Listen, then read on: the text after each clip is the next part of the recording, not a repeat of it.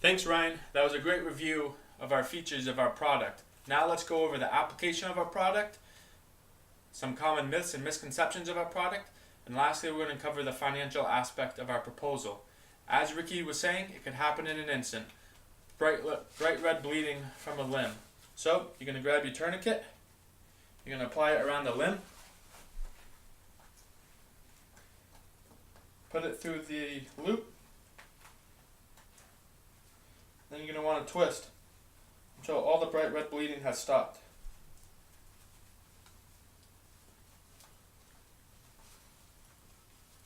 Now that you've stopped all the bleeding, you can put it through your securing loop so that it stays tight. You've saved a life. Alright, now that we've covered the application of the tourniquet, let's move into some of the myths. First myth, I can use a belt as a tourniquet. Not so quick.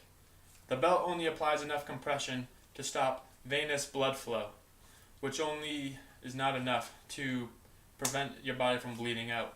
It needs enough pressure to both stop the venous blood flow and the arterial blood flow. If just the venous blood flow is stopped, your body's still going to be bleeding out of that affected limb. Also, it could lead to other serious implications such as compartment syndrome. Second myth that we're going to cover. If I apply a tourniquet to a limb, that limb's going to have to be amputated. Well, in this instance, I wouldn't be so lucky. Also, tourniquets don't always lead to amputations.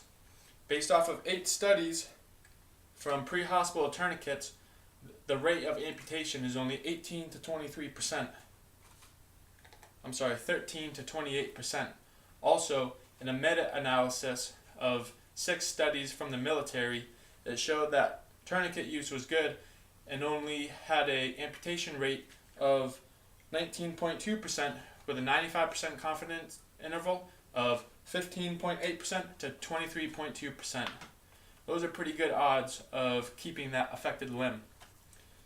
Now we all know that losing a limb it would be a big deal, but so would bleeding out and dying.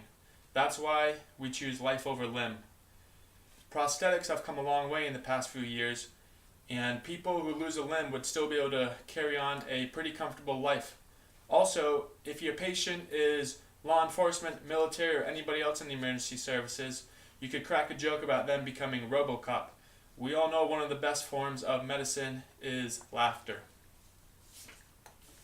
Now that we've covered the application of the tourniquet and the myths, let's get into why we're actually here, the financial part. We're asking for a $250,000 investment. What that investment will allow us to do is it'll allow us to secure the name tourniquets.com. It will allow us to build that website, increase our stock, and it will also allow us to market our product to the public.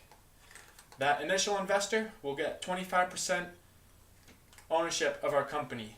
With it being the 4 of us, including that investor, that's 25% per investor, equal partner ownership. Our retail price of our product is going to be $8. We figure that we're able to build our product for $4 a piece, which is a 100% profit margin. In our initial year, we project to sell 10,000 units. At $4 a unit, that's $40,000. Our second year, we want to double that.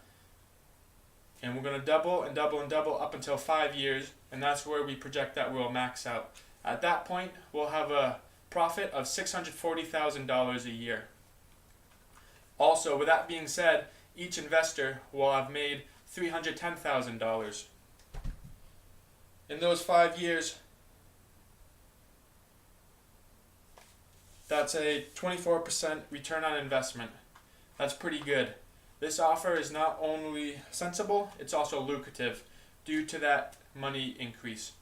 Also, not only would the profits of making money be good, you would also be playing a major role in saving unaccountable amount of lives. Alright, that covers the application, that covers some myths, and that covers our financial part. Now back to you, Ricky, to wrap things up.